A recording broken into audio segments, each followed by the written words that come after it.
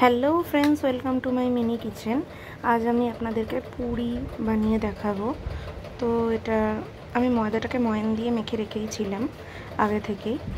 তো ওটা just normal ময়দা মাখা, সামান্য গরম জলে, উষ্ণ গরম জলে।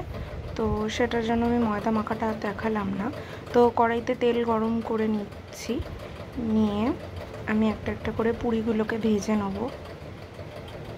আমি এখানে অনেকগুলোই পুরি বানিয়েছিলাম। একটা একটা করে তেলটা একটু বেশ ভালো গরম হয়ে গেলে পুরিগুলোকে দিয়ে দিতে হবে।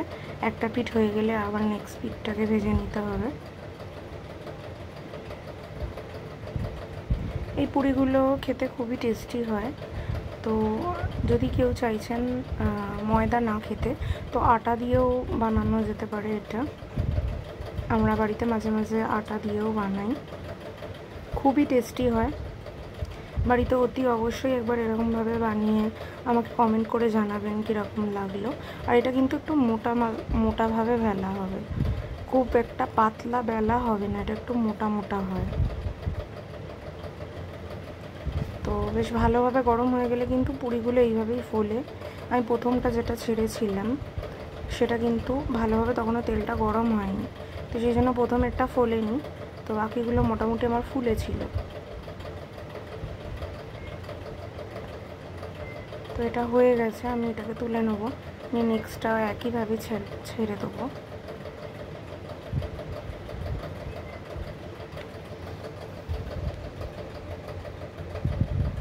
এই যে দেখুন, সুন্দরভাবে আবারও ফুলে গেল।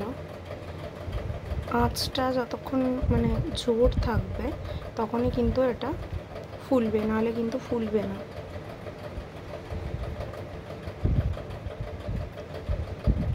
আবারও আমি নেক্সটটা একইভাবে ভেজে নেব। আর একটু খুন্তি দিয়ে সামান্য চেপে চেপে ধরলেও তাড়াতাড়ি করে কিন্তু ফুলে যায়। এটাও হয়ে গেছে আমার।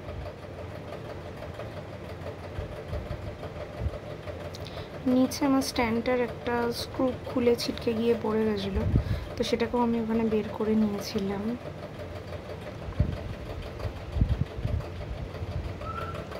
তো তারপরেতে এটাও হয়ে গেছে, আমি তুলে নেব। আবারও আমি নেক্সটটা সেমভাবে ভেজে নেব।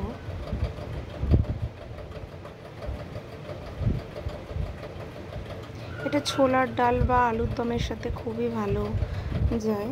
তো আমরা এখানে ডিমের এগ কারির সাথে এটাকে সার্ভ করেছিলাম, দারুণ হয়েছিল খেতে। এটাও হয়ে গেছে। সেমভাবে পরপর করে কিন্তু আমি অনেকগুলোই এখানে করেছিলাম।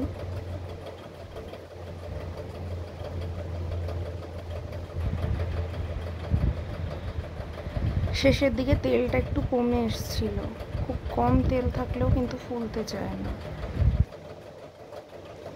আবারও আমি সেম প্রসেসেই ভেজে নিচ্ছি।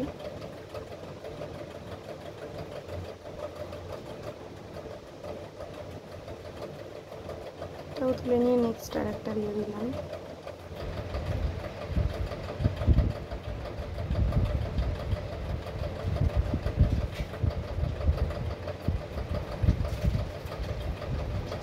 তো আমার সবকটা ভাজা হয়ে গেছে, এবার আমি সার্ভ করে দেখাবো। তো আমি ডিম সেদ্ধর একটা পিস নিয়ে নিয়েছিলাম, সাথে কাঁচা লঙ্কা ছিল, এটা দিয়ে আমি গার্নিশ করেছিলাম। আর তার সাথে ডিমের কারিটা ছিল। এটা কিন্তু ধাবা স্টাইল এগ কারি। আমার চ্যানেলে এই রেসিপিটা রয়েছে, প্লিজ একবার চেক করে নেবেন। Thanks for watching.